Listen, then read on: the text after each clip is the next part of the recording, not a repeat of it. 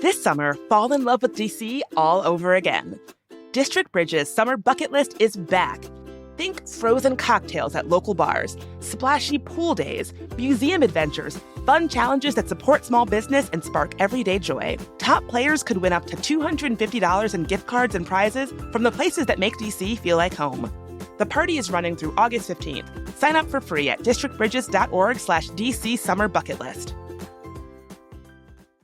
Today on CityCast DC. The Bridge District sounds like one of those buzzy, made-up neighborhoods that suddenly pops up on a map. And it kind of is. It's a new $1.5 billion development along the Anacostia River in southeast DC, with plans for 7 buildings, more than 2,000 residential units, a 225,000-square-foot cyber innovation hub, 90,000 square feet of retail, parks, green space, and more. So what does all this mean for the neighborhood, and for the folks who already live there? CityCast's Priyanka Tilve and I sat down with Axios reporter Mimi Montgomery to break down what's coming to the Bridge District.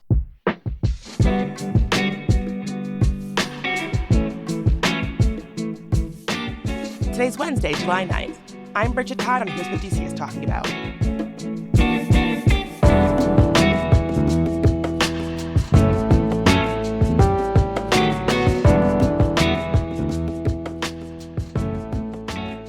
Mimi, Priyanka, thanks for being here. Yeah, happy to be here. Thanks for having us. Mimi, I have been hearing about this new Bridge District neighborhood, like an up-and-coming neighborhood, but I realized I actually have no idea where it is. Where exactly is Bridge District on a map? Yeah, so it is in Ward 8 in Southeast DC, and it is just over the Frederick Douglass Bridge across from Navy Yard in Nats Park. So it's walkable from the Anacostia Metro Station, right on the water, and kind of near the Anacostia Park, if you're familiar with that area. Yeah, it's like right next to Poplar Point, right? Which is another up-and-coming neighborhood, apparently. So they're really developing a lot on that side of the river right now. Yeah, exactly. Poplar Point is where the Thermae, I think I'm pronouncing that correctly, thermal baths redevelopment has been proposed to be. So, and also it's right down from where the 11th Street Bridge Park will be as well. So there's a ton happening along that stretch of the river right there. I actually went and visited Bridge District about a month ago, I guess, and it's really close to the Anacostia Metro stop. Like, it was about a 15-minute walk from there, probably less even. And I was just really astonished by the views. It's right on the water. It's so beautiful. You can see the bridge. I mean, it helps that it was a really beautiful spring sunny day, but it's a really pretty area. That's pretty exciting. What are they talking about building over there? Yeah, so they have a bunch of housing that's coming to the Bridge District, which people are excited about. And then also a bunch of restaurants and sort of event areas. So there will be this place called Sandlot Anacostia, which is an extension of the other Sandlot location in DC. And there will be an outdoor recreation league there with DC Fray. So lots of like outdoor sports. And you'll be able to play things like cornhole and ping pong and all sorts of fun games there. And then another big sort of like anchor tenant there is Atlas Brew Works is coming. And it's going to have an Andy's Pizza there for people who want pizza. And then a big restaurant called Melange. Also, I believe I'm pronouncing that correctly. Apologies if I'm not. But it's a restaurant coming from the chef behind Doro Soul Food. And they're also going to have lots of fun things like a monthly farmer's market. They told me they're going to have like mobile golf simulator trucks come, like little pop-ups with like mini electric cars for kids to zoom around in. So it sounds like they're really trying to sort of like, to use a buzzword here, have a lot of activations to sort of get people out and like hanging out in this development. Ooh, I like that. And I have to say, some of the businesses you named are places that I like and frequent. Like, I love Andy's Pizza. It's one of my favorite, like, fancy pizza spots in the city. Atlas Brew Works. It sounds like they're really focusing on the small business economic development side of things. Yeah, I think they definitely want to draw, not only people who want to live here, but people who want to visit here, right? And sort of make it like a destination for folks, who might be walking across the bridge from Navy Yard or Audi Field or something like that. I think it's a really big deal that these kinds of destination spots are opening up in this area of town, right? Because I don't know a lot of people that go to that area of town unless they live there, but these are compelling things to go visit. Yeah, totally. You bring up a good point. This is opening in Ward 7, and, historically, Wards 7 and 8 have been really underserved in the district, right? Like, for a long time, there were big food deserts there. But we're really seeing the city and a lot of developers sort of try to change that. We have the St. Elizabeth's campus, that huge development with Sycamore and Oak opening up. We mentioned Poplar Point, 11th Street Bridge. So there are more of these sort of destination neighborhoods that are opening in Ward 7 and Ward 8 to not only give people places to live, but also destinations to bring folks over to this side of the city who might not visit it normally.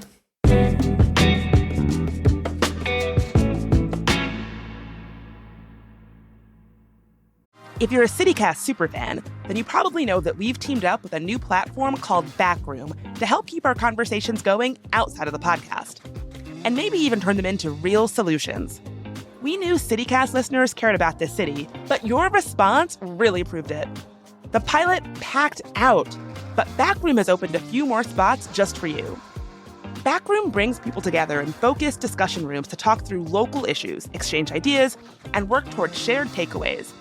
It uses AI to support the conversation, not by steering it or adding content, but by helping participants express themselves clearly and cutting through the noise that so often gets in the way of progress. Then, based entirely on the ideas and arguments shared in the room, Backroom proposes a clear, actionable solution that reflects the group's collective thinking. So if you've ever wanted to go deeper after a CityCast DC episode, this is the place to do it. Help shape solutions for your block, your neighborhood, your city. Head to the link in the show notes to join the pilot or hop on the waitlist. Spots are limited, so sign up now to be one of the first to test out Backroom.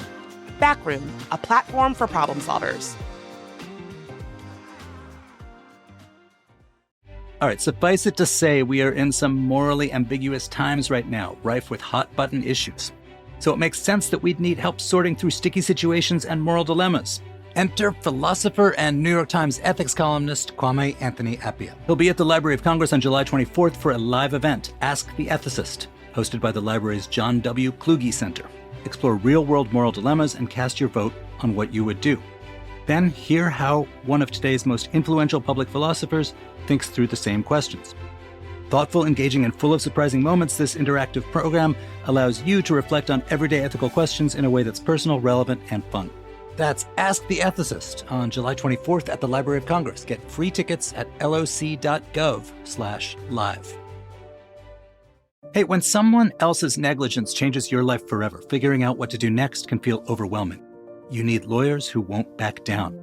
The NACE Law Group has been winning serious injury and wrongful death cases in D.C. for decades. They don't just settle, they fight for real justice, and they're not afraid to take cases to court to get it. You might remember them as Paulson and Nace. It's the same trusted lawyers, just a new name. If you need someone in your corner, reach out to NACE Law Group for a free, no-obligation consultation. Visit WashingtonDCInjuryLawyers.com or call 202-463-1999. That's 202-463-1999. Reading between the lines, it does sound like some of these amenities are looking to attract like a certain kind of population, perhaps an affluent population with disposable income to spend on fancy pizza and electric cars for the kids. And they're bringing that to what we understand as like a traditionally lower income Black part of DC. I have to imagine that will have some kind of effect on the neighborhood. Yeah, that's a really great question. I do know that some of the apartments, some of the units there have been marked as affordable. So I think that was a move that some of the developers made to try to make sure that it was an accessible community. But I think you bring up a great point. I think it's something that we'll have to watch and see, if some of this investment in the area does change things significantly. And to be clear, I mean, as I said, these are things that I'm excited about, but also I just want to make sure that we're not like creating a blueprint for displacement that I feel like is so often part of the story when things expand in DC. Yeah, it was interesting when I went to visit because it was the developer that showed me around. So obviously they have a perspective, but they were talking about how they went to hundreds of community meetings in the 10 years before they actually opened up this district because they wanted to meet with the community, make sure that they weren't pushing people out, make sure that they were building something that the community wanted and would engage with. At the same time, these apartments are very fancy, beautiful, but also very expensive. Like the resident areas inside the buildings, there's 3 of them, have an infinity pool. There's like a really cute lounge with fireplace and kitchenette. These spaces can be rented out for between $250 to $650 an hour. I saw this one apartment there that was stunning. It was 1 bedroom with a small den and had a balcony. The cost was about $3,000, which is a lot for an apartment of that size anywhere in DC, especially so on this side of the river where the average rent is more like $1,500. So that's about double. So I thought it was really interesting that they started this project with the intentions of being mindful of the community. I'm curious to see how it's going to play out given the costs involved. And I'm also just generally curious about what that will do. Like right now, the average rent for that zip code is in the $1,500 range. So I'm really curious if the Bridge District project is going to drive up prices more generally in the area. Yeah, I think that's definitely something to keep an eye on, especially, like I said, as like a lot of other developments have opened, will open here in Ward 8 and in nearby Ward 7. I definitely think you're right, and that's something to watch. I understand that one of the things I know they're building out there is a grocery store. Do we have a sense of like why it took so long to build a grocery store across the river? Like you mentioned that this area historically has been thought of as a food desert. Yeah, exactly. I think that the grocery store will be in the next phase of this development. I'm not quite sure what kind of grocery store it will be. But yeah, so to your point, this has been historically an underserved market when it comes to grocery stores and things like that. And I know that there has been a push to bring more of that to this area. So hopefully we'll see more down the line. How long has it taken to get buildings up on this site? Yeah, so I believe that they kicked off construction on this just a few years ago, but it is something that has been in the works for a decade. So I think it has sort of evolved since it initially was proposed. It was a couple of different names. Some of the sites in the neighborhood have been different names as well. So it's definitely something that has been like evolving, and I'm sure that the community has sort of been eager to see how it will carry out. So it's definitely been in the works for quite some time. Yeah, they told me that they had originally started discussing this project with Tony Williams when he was mayor. So it's been about a decade or more than a decade. I'm curious, have either of you heard from any of the locals in the community about how they're feeling about this development? Honestly, I haven't, and I would really love to. I've been meaning to go back to Bridge District and talk to people in the area to hear how they feel about it, because all I heard from was the developer talking about the way that they tried to be mindful of the community while building. They really stressed, again, that they went to all these community meetings. They stressed the fact that there was nothing really on this land. They didn't have to tear anything down to build up what they're building up. There were a few trees they had to cut down, but that's it.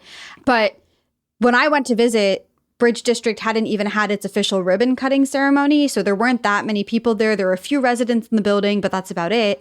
And so there wasn't really anyone to talk to ask about. But I would love to hear what people in the area feel, even not necessarily people living in the new Bridge District apartment buildings, but even people who live in Anacostia, people who live near that metro station.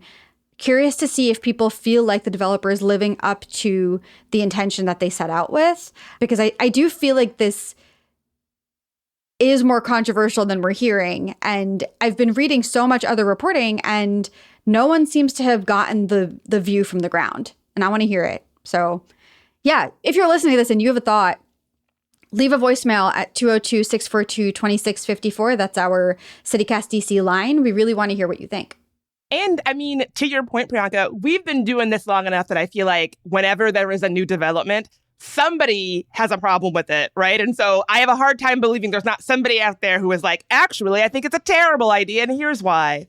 We love getting those messages. Tell us why it's terrible. Mimi, what was on this land before they started building? Yeah, to what Priyanka said, I don't think there was a ton there, right, Priyanka? Yeah, it was just, some unruly grass and a parking lot that's now become Sandlot Anacostia. What do the developers hope the future of this site becomes? Like how do they see it fitting into DC's overall landscape in the future? Yeah, I think I mentioned that, there's a lot of other developments that are happening along this stretch of the Anacostia River. I think that sort of the plan is to sort of have it that whole swath of land be sort of like a vibrant destination, if you will. And I do know, like I said, there is a grocery store that is coming into the next phase, as well as a hotel. And eventually it's been reported that there will be a cyber leadership campus there. So sort of like a development center for research and training in the cybersecurity space. So, not only it looks like we'll have housing and retail, but also it looks like we'll sort of have this like educational / vocational sort of space there as well. What I thought sounded really cool about it from your reporting, Mimi, is that it sounds like they're trying to build up something that's more like a real community space. They'd also mentioned to me that they're working with the Department of Parks and Rec to start outdoor movie screenings out there and things like that. Like the types of events where people do talk to their neighbors and maybe not necessarily become friends, but just interact with strangers, which I think sounds like I'm always excited when that's happening anywhere in the city, but especially in this part of town, again, to get people to visit areas that they wouldn't normally go to. That sounds really cool. Yeah, definitely. And I think, no matter where you are, people get excited about the idea of events that sort of forge community, right? Like people like to go out and see their neighbors and have fun, free things to do. So I think people are always excited about that. Mimi, Priyanka, thanks for being here. Maybe I'll see you soon at the Bridge District. I would love that. Yes, see you there.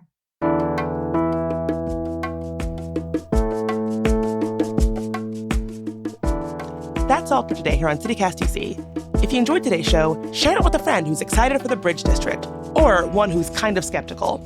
You can leave us a review, rate the show, and subscribe to our morning newsletter. We'll be back tomorrow morning with even more news from around the city. Talk to you then.